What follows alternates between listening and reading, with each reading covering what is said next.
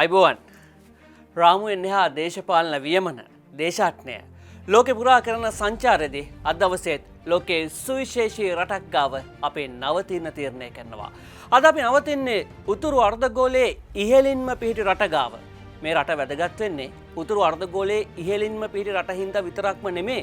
මේ ලෝකේ බලාපොරොත්තු වෙන දියුණුව වෙනුවෙන් විවිධ සාධක මේ බොහෝම සාධක වලින් මේ රට ඉතා ඉහළින් පවතිනවා. ඒ හින්දා මේ කියන කාරණා අපි මේ රටේ නවතින ප්‍රධාන සාධකයක් බවට පත් වෙනවා. අද අපි නවතින්නේ නෝර්වේ රටේ. නෝර්වේ කියන්නේ මුළු ලෝකයෙන් විශ්වාස කරන විදිහට අද වෙදී ලෝකයේ දියුණු වගේම ශාස්ත්‍රීය රටක්. ඒ විතරක් නෙමෙයි මේ රට ගැන වැඩිපුර මේ රූපවාහිනිය ඇතුළු අනිත් මාධ්‍ය නාලිකාවල අනිත් මාධ්‍ය ශේෂ්ත්‍රයන් ඇතුළේ වැඩිපුර කතා බහට ලක් වෙන්නේ නැහැ. ඒකට හේතුව තමයි මේ රට ඇතුලේ දේශපාලන අස්ථාවරභාවය, යුද්ධ ගැටුම්, අභ්‍යන්තර අර්බුද, ආර්ථික අවපාත, ආහාර අර්බුද මේ වගේ මේ ලෝකයේ බොහෝ රටවල මැවෙන පුවත් මේ රට තුළ මැවෙන්නේ නැහැ. මේ රට තුළ මෙහෙම ප්‍රශ්න නැහැ. ඒකින්ද මාධ්‍ය තුළ අඩුවෙන් මේ රට පිළිබඳව වාර්තා වෙන්නේ. ඒ වගේම අපි මේ රටේ නවතින්න තව සුවිශේෂී හේතුවක් තියෙනවා. අපේ රටට ආඩම්බරක වෙන්න පුළුවන්. අපේ රට ආඩම්බරයෙන් යුතු මේ රට ගැන කතා කරන්න පුළුවන්. එක්තරා සිදුවීමක් පහුගිය දවස්වල සිද්ධ වෙනවා. ඒ තමයි නෝර්වේ රටේ පාර්ලිමේන්තුවට අපේ රටේ කාන්තාවක් තරුණියක් තේරීපත් වෙනවා. ඒ ගැන විදේශ මාධ්‍ය නාලිකා පවා වාර්තා කරනවා. මේකත් එක හේතුවක් අපි අද දවසේ නෝර්වේ රටේ ඇතුලේ සංචාරය කරන්න. ඒ විතරක් නෙමේ අවුරුදු 30ක අපේ රටේ යුද්ධය ඇතුලේ අපිට මතකනේ නෝර්වේ රට ගැන අපි නිරන්තරයෙන් කතා බහ කළා. මෙන්න මේ කියන කාරණා සියල්ලම එකට එකතු කරගෙන අද දවසේ අපි සංචාරය කරමු නෝර්වේ රට දිගේ මේ දේශාටනේ වැඩසටහන පුරාවට.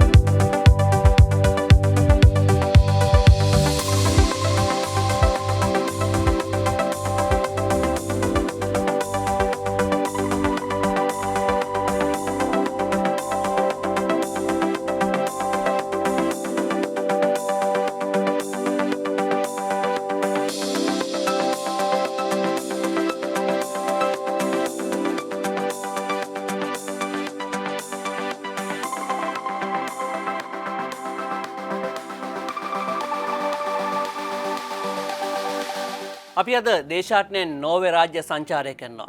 නෝර්වේ කියන්නේ උතුරු දිග යුරෝපයේ පිහිටිච්ච ඒ වගේම ඩෙන්මාර්කේ, ස්වීඩනය වගේ රටවල් එක එක්කාසු වෙච්ච ස්කැනඩියානු රටක්.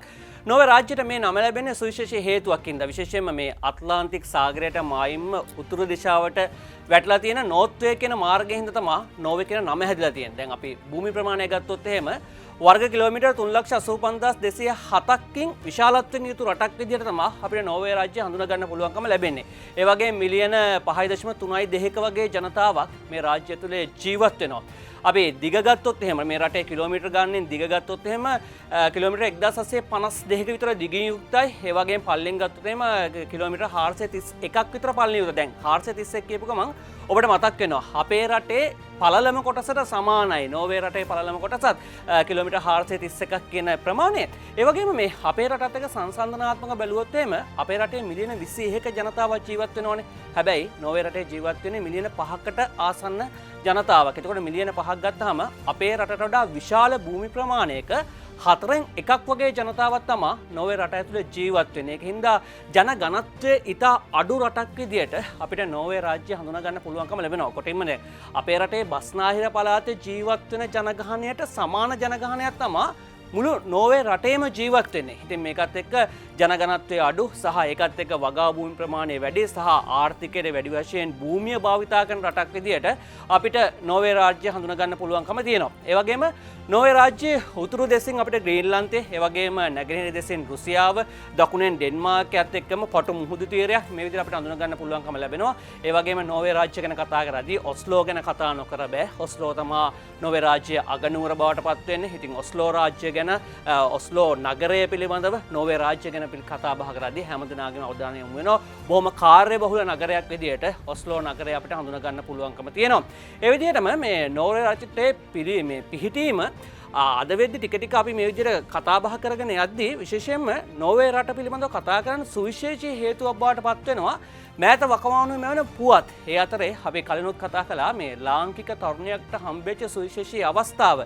නෝවේ රටේ පාර්ලිමේන්තුවට ඇයට තේරීපත් වෙන්න හැකියාව ලැබෙනවා. ඇය නමින් කම්සජානි ගුණරත්නම්. ඇය ලංකාවෙන් පිටත් වෙන්නේ 1988 වගේ අවුරුද්දේ විශේෂයෙන්ම අපේ රටේ තිබෙන යුද වාතාවරණයත් එක්ක ඇය අපේ රටෙන් සරණාගතයෙක් විදිහට පිටත් වෙනවා ඒ නෝවේ රටට.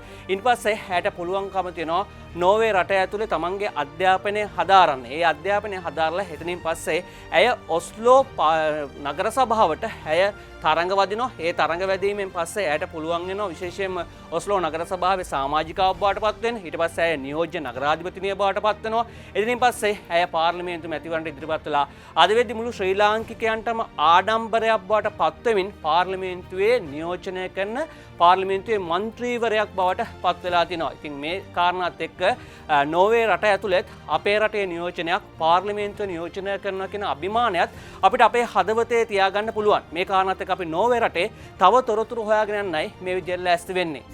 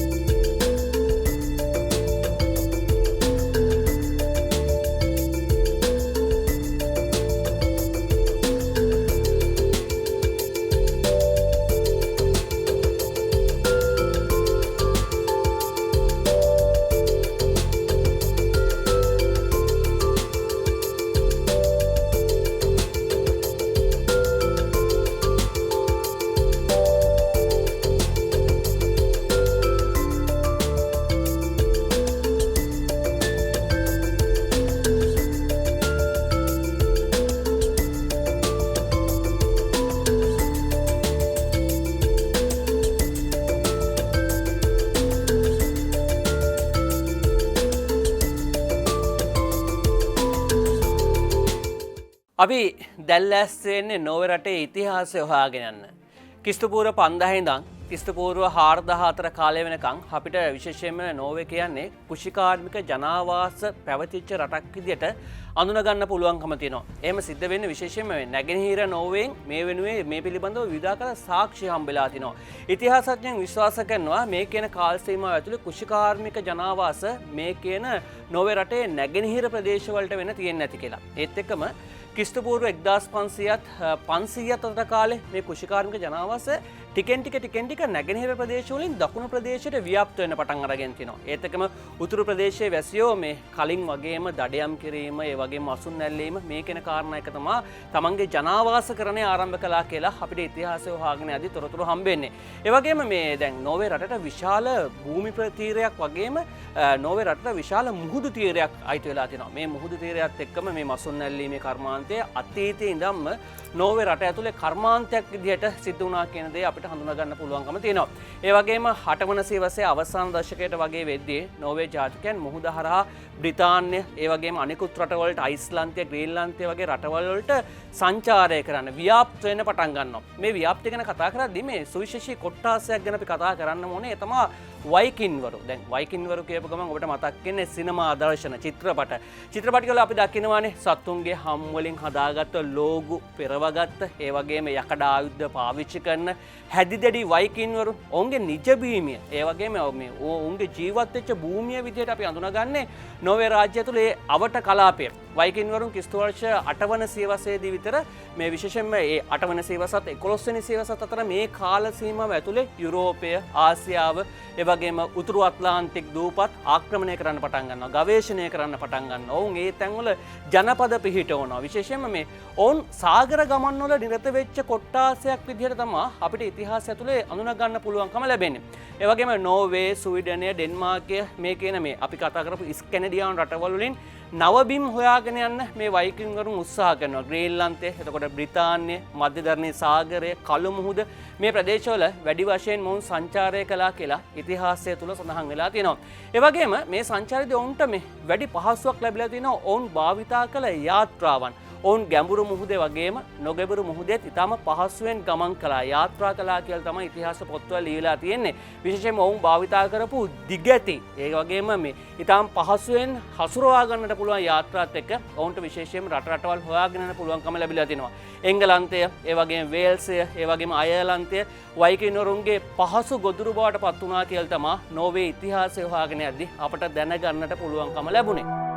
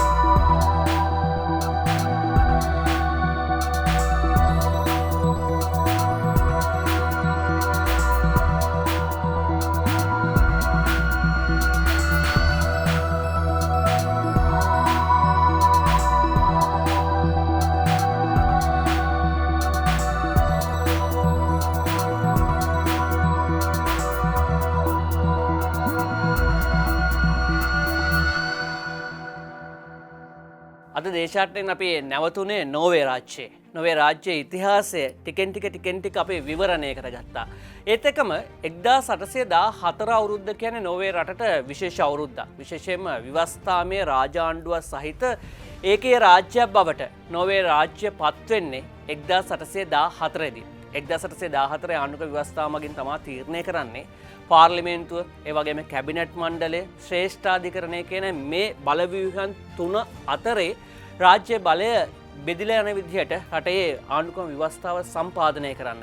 ඒත් එක්කම ඊට කලින් එතකොට නෝර්වේ රාජ්‍ය කොහොමද තිබුණේ? 1537 ඉඳන් 1814 වෙනකන් නෝර්වේ රාජ්‍ය තියෙන්නේ ඩෙන්මාර්ක් රාජධානියේ කොටසක් විදිහට. ඒ කොටසක් විදිහට තමයි සියලුම පරිපාලන කටයුතු සිද්ධ වෙන්නේ. 1814 දී නෝර්වේ රාජාණ්ඩුව බවට පත් වෙනවා. 1905 වෙනකන් හැබැයි තමන්ගේ අසල්වාසී රාජ්‍ය ස්වීඩනය සමග ඒකාබද්ධ වෙච්ච පෞද්ගලික සම්මුතියක් යටතේ තමයි ඔවුන්ගේ පාලන ව්‍යුහය සකස් වෙන්නේ. ඊට පස්සේ ස්වාධීන රාජ්‍යයක් විදිහට නෝර්වේ රාජ්‍ය ක්‍රියා කරන්න පටන් ගන්නවා. නමුත් 1940 දී ආපහු වතාවකට දෙවෙනි ලෝක යුද්ධ සමය එනවනේ. මේ දෙවෙනි ලෝක යුද්ධ සමයේදී ජර්මනිය විසින් නෝර්වේ රාජ්‍යය යටත් කරගන්නවා. ඒක අවසන් වෙනවා විශේෂයෙන්ම ජර්මනිය 1945 දී දෙවෙනි ලෝක යුද්ධයේ පරාජයටපත් වෙනවා. මේ ලෝක යුද්ධයේ පරාජයටපත් වීමත් එක්ක ලෝක ඉතිහාසය තුළ නෝර්වේ රාජ්‍ය අපිට හඳුනා ගන්න පුළුවන්කම ලැබෙනවා එතනින් පස්සේ. විශේෂයෙන්ම මේ දැන් නෝර්වේ රාජ්‍ය ඉතිහාසය ගැන කතා බහ කරද්දී අපිට දැක ගන්න පුළුවන්කම ලැබෙනවා. අපිට තොරතුරු හම්බ වෙනවා විවිධ හැලහැප්පීම්, ඒ වගේම විවිධ තාඩන පීඩන යටතේ තිබ්බ රාජ්‍ය තමයි අද වෙද්දී ලෝකයේ මේ සාමකාමීම රාජ්‍ය බවට පත් වෙලා තියෙන්නේ. නෝර්වේ රාජ්‍ය මේ විදිහටම ලෝකයේ සාමකාමී රාජ්‍යයක් බවට පත් වෙන පදනම වැටුනේ කොතනින්ද? කොහෙද මේකේ රහස? ඒකේ රහස විදිහට මුළු ලෝකෙම විශ්වාස කරනවා නෝර්වේ රාජ්‍යයේ තියෙන විවස්ථාව මේ සාමකාමී පදනමට පාර කැපුවා කියලා. විශේෂයෙන්ම මේ නෝර්වේ විවස්ථාව සැලකෙන්නේ ලෝකයේ වඩාත්ම ප්‍රජාතන්ත්‍රවාදී ඒ වගේම නිදහස් විවස්ථාවක් විදිහට. යුරෝපයේ තියෙනවා ලිඛිත විවස්ථාවන් තියෙන රටවල් ගණනාවක්. ඒ අතරින් නෝර්වේ විවස්ථාවට නෝර්වේ රාජ්‍යයේ තියෙන විවස්ථාව ලැබෙන්නේ ඉතාම සුවිශේෂී ස්ථානයක්. 1814 මාර්තු මාසේ 17 වෙනිදා තමයි නිල වශයෙන් ප්‍රකාශයටපත් වෙන්නේ. එතන ඉඳන් මේ විදිහට නෝර්වේ රාජ්‍යය තුළ වසර ගණනාවක් තිස්සේ වසර 207කට වැඩි ඉතිහාසයක් මේ විවස්ථාවට තියෙනවා. මේ විවස්ථාවත් එක්ක නෝර්වේ රාජ්‍යයට පුළුවන්කම ලැබිලා තිනවා ටිකෙන් ටික තමන්ගේ රට තිබුණු තැනින් ඉතාම යහපත් තැනකට ප්‍රශස්ත මට්ටමකට කැඳවාගෙන අද වෙද්දී නෝර්වේ රාජ්‍ය පිළිබඳව මුළු ලෝකෙම කතා බහ කරන තැනට තමන්ගේ රටපත් කරන්න ආර්ථිකයෙන් සමාජීය සංස්කෘතික දේශපාලනික මේ ශ්‍රේෂ්ඨ හැම එකක්ම ඉතාම ඉක්මනින් දියුණු කරන්න සහ ඒ පිළිබඳව මුළු ලෝකෙම අවධානය යොමු වෙන තැනට පත් කරන්නට නෝර්වේ රාජ්‍යයට හැකියාව ලැබෙනවා. ඒකින්ද නෝර්වේ රටේ විවස්ථාවට සුවිශේෂී ස්ථානයක් හිමි වෙනවා.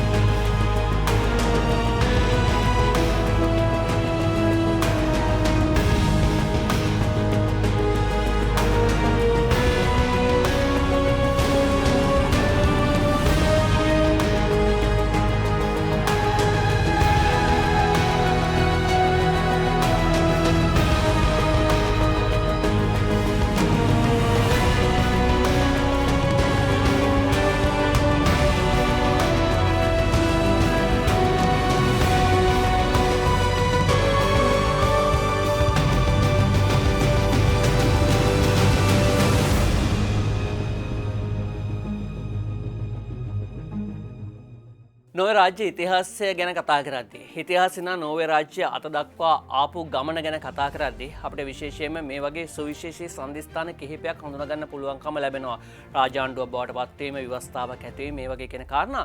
ඒතකම නෝර්වේ කියන රාජ්‍ය අපේ රට ඇතුළේ කතා බහට ලක් වෙනවා. අපේ රටේ මිනිස්සු අතර වැඩිපුර කතා බහට ලක් වෙන හේතු ගණනාවක් තියෙනවා. ඒ අතරේ ඔබට මතක ඇති 30 වසරක යුද්ධයක් එක්ක අපි පීඩා විඳිද්දී මේ ත්‍රස්තවාදයට එරෙහිව යුද කාල සීමාවෙදී සාම ගිවිසුම් ගැන කතා කළා. ඒ වගේම සාම සාකච්ඡා ගැන අපි කතා කළා. මේ කින පරිච්ඡේදයන් ඇතුලේ නෝර්වේ රාජ්‍යයට සුවිශේෂී ස්ථානයක් හිමි වුණා. ඔවුන්ට පුළුවන්කම ලැබුණා විශේෂයෙන්ම අපේ රටේ රාජ්‍යාංශයන්, අපේ රටේ රජය, ඒ වගේම LTT සංවිධානය අතරේ යම්කිසි සහයෝගීතාවයන්, එකඟතාවයන් ඇති කරන්න මැදිහත් වෙන සාම සාකච්ඡා වෙනුවෙන් මැදිහත් වීම කරන්න. ඒකත් එක්ක නෝර්වේ රාජ්‍ය පිළිබඳව අපේ රට ඇතුලේ විශේෂයෙන් කතා බහට ලක් වුණා. යුද්ධය පැවති කාල සීමාවේ LTT සංවිධානයත් එක්ක ලංකා රජයත් එක්ක මේ සාම ගිවිසුම් ඇති කරන්න පහසුකම් සැලසීමේ කාර්යයට නෝර්වේ රාජ්‍ය මැදිහත් වීම ප්‍රශස්ත මට්ටමකින් සිද්ධ වුණා. ශ්‍රී ලංකාව ඒ වගේම LTT සංවිධානය අතර තිබුණ මේ සටන් විරාමයට මඟ පාදන්න මැදිහත්කරු බවට පත් වෙන්නේ නෝර්වේ රාජ්‍ය. කෙසේ නමුත් දැන් මේ විදිහට නෝර්වේ රාජ්‍ය අපේ රටට මැදිහත් වෙන්නේ ඇයි? එහෙම මැදිහත් වෙන්න අයිතියක් තියනවාද? මේ වගේ දේවලුත් දේශපාලන වේදිකා තුල ඒ සමයේ සහ අදටත් ඇතැම් වෙලාවට වැඩි වැඩියෙන් කතා කරනවා. කොහොම නමුත් අපිට හිතා ගන්න තියෙන්නේ තමන්ගේ රටේ ප්‍රශ්න නැති හින්දා අනෙක් රටවල ප්‍රශ්න වලට හරි මැදිහත් වෙලා විසඳුම් අරන් දෙන්න, ඒ විසඳුම් අරන් දීලා ඒ රටවලට සහාය වෙන්න නෝර්වේ රාජ්‍ය උත්සාහ කළාද කියලාත් අපිට හිතන්න පුළුවන්කම තියෙනවා. කෙසේ නමුත් සාම නියෝජිතය විදිහට මේ ඔබට මතක ඇති එරික් සොල්හයිම් කියන කෙනා අපේ රටේ නෝ ඔහු පිළිබඳව ලංකාවේ දේශපාලන දේශපාලනයේ බොහෝ විට කතාබහට ලක් වෙනවා. දේශපාලන වේදිකා තුර වැඩිපුර මේ එරික් සොල්හයිම් කියන නම කතාබහට ලක් වෙනවා. වගේම විවේචන, ඔහු ගැන ප්‍රශස්ත කියවි මේ හැමදේම අපිට පහුගිය කාල සීමාවෙන් දැක් ගන්න පුළුවන්කම ලැබෙනවා. හැබැයි කෙසේ නමුත් ඔවුන් ගත්ත උත්සාහය අසාර්ථක වෙනවා. එහෙම අසාර්ථක වෙන්නේ මේ සාමගී උසුමක් ඇති කරන්න, මේ සාම කතා ඇති කරන්න ගත්ත උත්සාහය අසාර්ථක වෙන විශේෂයෙන්ම LTT සංවිධානය තමයි මේ අසාර්ථක වීමට වග කියන්න ඕනේ. ඔවුන් විසින් ඔවුන්ගේ එකග වෙච්ච සමහර කාරණා ඉෂ්ට නොකිරීම, මේ කාරණාත් එක්ක නෝර්වේ රාජ්‍ය මැදිහත් වෙලා පවා අපේ රට ඇතුලේ මේ ඇති කරන්න ගිය සංහිඳියාව ඇති කරගන්නට බැරි වෙනවා, හැකියාවක් නොලැබෙනවා. නෝර්වේ රාජ්‍යයට ඔය විදිහට අපේ රටත් එක්ක අතීත සමන්තාවක් අපිට හඳුනා ගන්න පුළුවන්කම තියෙනවා. නෝර්වේ රටට අපේ රටත් එක්ක තිබ්බ සම්බන්ධකම් එක්කම නැවතත් මේ නෝර්වේ රාජ්‍ය දිහාට අපි හැරුණොත් ඒ රටේ විවස්ථාව ගැන කතා කරද්දී අපි කතා කරන්නේ මාර්තු 17 වෙනිදා.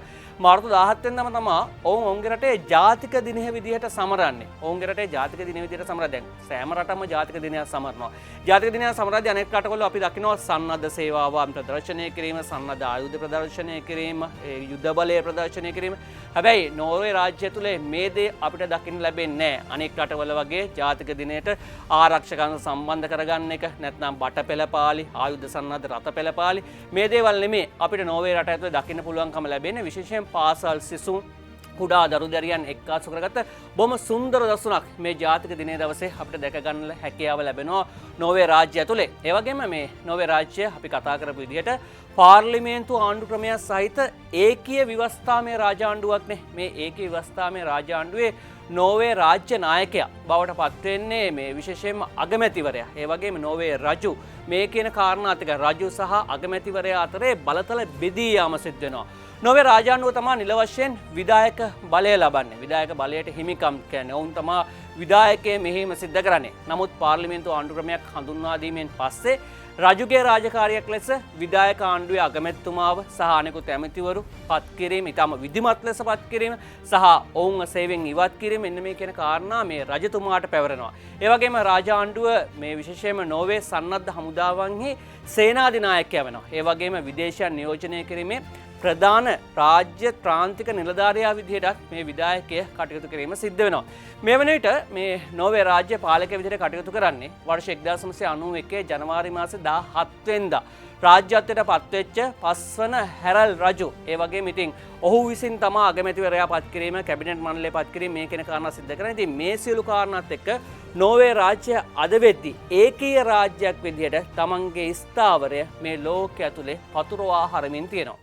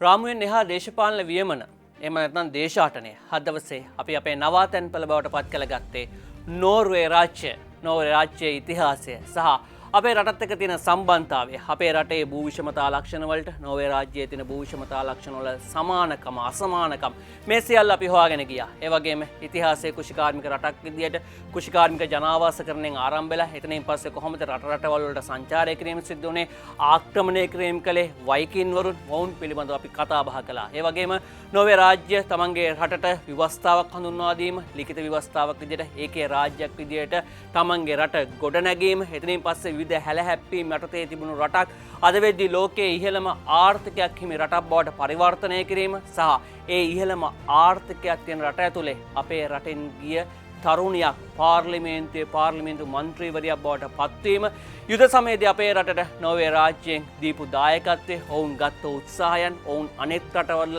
ගොඩනගන්නට ගන්න උත්සාහය මේ කියන කාරණා බහුලව අපිට කතා කරන්න පුළුවන්කම ලැබුණා. අද දවසට අපිට නෝර්වේ රාජ්‍යයෙන් වගේම දේශාටනය අපේ වැඩසටහනෙන් සමුගෙන යන්න සිද්ධ වෙනවා. හැබැයි ලබන සතියේත් අපි නෝර්වේ රාජ්‍යයේම සංචාරය කරනවා. ඒ ආර්ථික අතෙන් නෝර්වේ රාජ්‍යය මෙතරම් ඉහළට ආවේ කොහොමද? ඔවුන් ස්වභාවික සම්පත් කළමනාකරණය කරගත්තේ කොහොමද? ඔවුන් අද වෙද්දී තමන්ගේ රටේ අනාගතය සැලසුම් කරලා තියෙන්නේ කොහොමද? මේ වෙනුවෙන් අරන් තියෙන උපාය උපක්‍රම මොනවාද? ඔවුන් හදපු පිඹුරුපත් මොනවාද? මේ හැමදේම අපි ලබන සතියේත් හොයාගෙන යනවා. ඒ නිසා අදට අපි දේශාටනයෙන් සමුගන්නම්. ලබන සතියේත් ඔබත් එක්ක අපි නෝර්වේ රටේම සංචාරය කරමු දේශාටනයෙන් මේ විදිහට. එතෙක් අපි ඔබට ප්‍රාර්ථනා කරනවා සුබ සතියක්.